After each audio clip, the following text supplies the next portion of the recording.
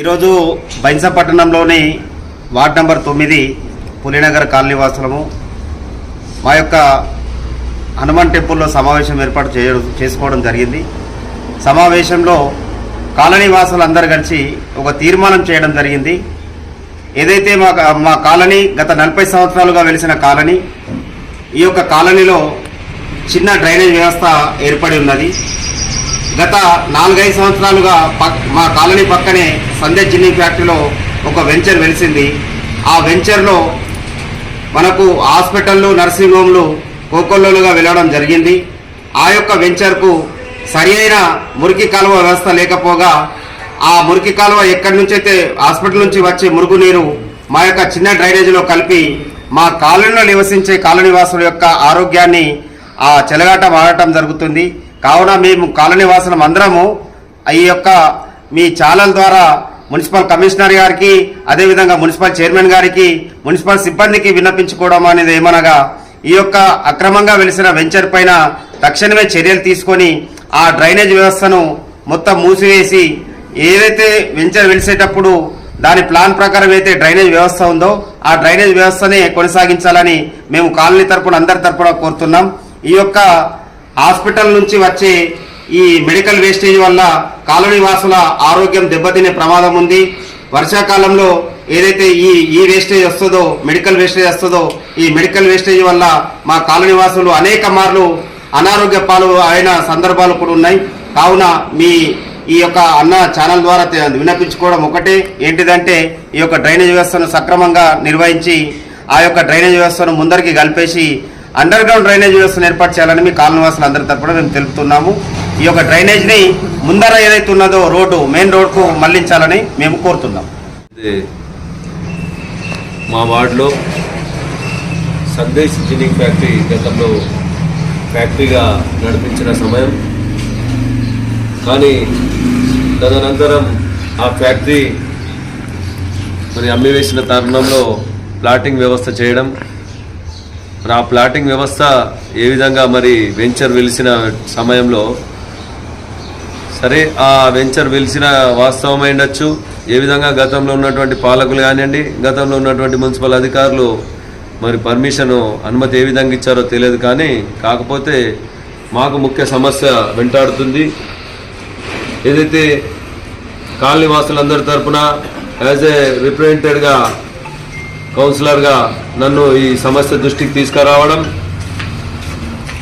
ఏదైతే ఈ ముఖ్య సమస్య అయినటువంటి వెంచర్లో మురికి కాలువ సమస్య, అదైతే ఆ మురికి కాలువ సమస్య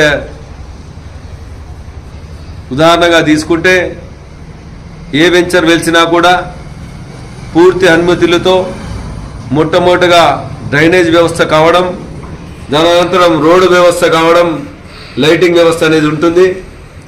ముఖ్యంగా వెంచర్లో 10% ప్రభుత్వానికి ఇవ్వడం కూడా దాంట్లో భాగం, వెంచర్లో భాగం, అనుమతిలో భాగం ఉంటుంది. మరి ఈ వెంచర్లో ఏ విధంగా పర్మిషన్ ఇచ్చారో ప్రభుత్వ మున్సిపల్ అధికారులు, మరి ఇప్పుడు చూస్తూ ఉంటే గత పలుమార్లు మేము విజ్ఞప్తి చేశాం.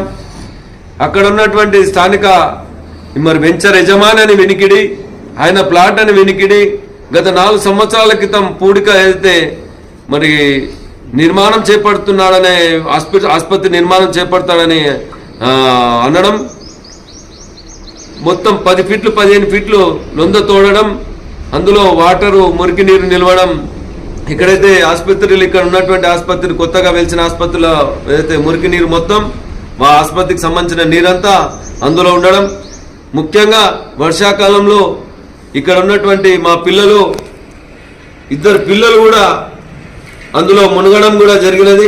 దురదృష్టవశాత్తు ఏదైతే బహుశా దేవుని అదృష్టం దేవుడు కనికరించడం, వెనువెంటనే అక్కడ ఉన్నటువంటి స్థానికులు చూసి గమనించి వారి ప్రాణాలను కాపాడడం జరిగింది.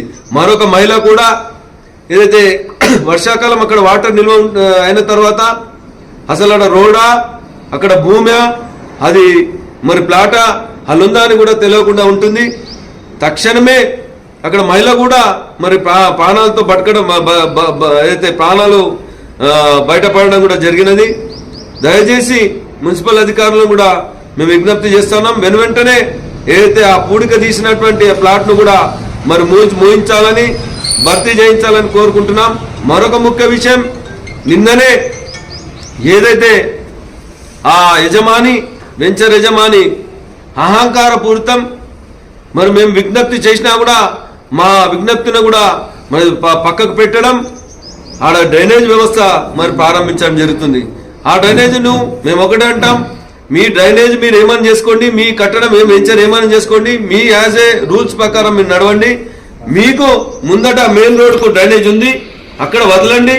మా కాలనీలో ఏదైతే వీరందరూ ఏదైతే వినతి పత్రం ఇచ్చారో, ముఖ్యంగా సమస్య ఆ కాలనీలో ఏదైతే మా కాలనీకి ఆ మురికి నీరు అయితే ఇక్కడ వదులుతా అని చెప్పడం, అది ఎంతవరకు కరెక్ట్? ఇవాళ చూస్తా ఉంటే 5-6 ఆసుపత్రులు అక్కడ వెలిసినాయి.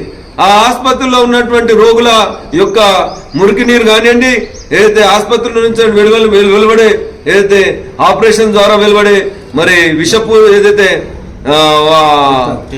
కెమికల్స్ ద్వారా ఏదైతే వెలువడినట్టు మురికి నీరు, ఇవన్నీ మా కాలనీకి మరి ఇటు చూపించడం ఎంతవరకు కరెక్ట్ అని ఈ సందర్భంగా ఆ యజమాని మేము మనవి చేస్తా ఉన్నాం. ఇప్పటికైనా కళ్ళు తెరవండి. ఏదైతే బహుశా డాక్టర్ రజనీకాంత్ గారని యజమాని వినికిడి, మరి ఆయనతో పాటు ఇంకా పార్ట్నర్ ఎవరినో తెలియదు, కానీ రజనీకాంత్ గారిని కూడా విజ్ఞప్తి చేస్తున్నాం, ఇప్పటికైనా మేల్కొనండి రజనీకాంత్ గారు. తక్షణమే ఈ అయితే సమస్య, మీ సమస్య, మీ వెంచర్ సమస్య మీరు చూసుకోండి, కానీ ఈ సమస్యను మా కాలనీపైకి నెట్టకండి, మా కాలనీలో ఉన్నటువంటి ప్రజలపై నెట్టకండి అని ఈ సందర్భంగా తెలియజేస్తూ, ఏదైతే ఆ డ్రైనేజ్ వ్యవస్థ అటుపు ముందుకు తీసుకోవాలని విజ్ఞప్తి చేస్తున్నాం. అధికారులు కూడా మేము విజ్ఞప్తి చేస్తున్నాం, ఈ సమస్యను తక్షణమే పరిష్కరించండి. లేని ఎడల మా కాలనీ వాళ్ళందరి తరఫున యాజ్ ఎన్ ఇండిపెండెన్స్ గా ఆందోళనను నేనే తీవ్రతరం చేస్తా. వీరందరికీ మద్దతుగా నేనుంటాను ఈ సందర్భంగా తెలియజేస్తాను.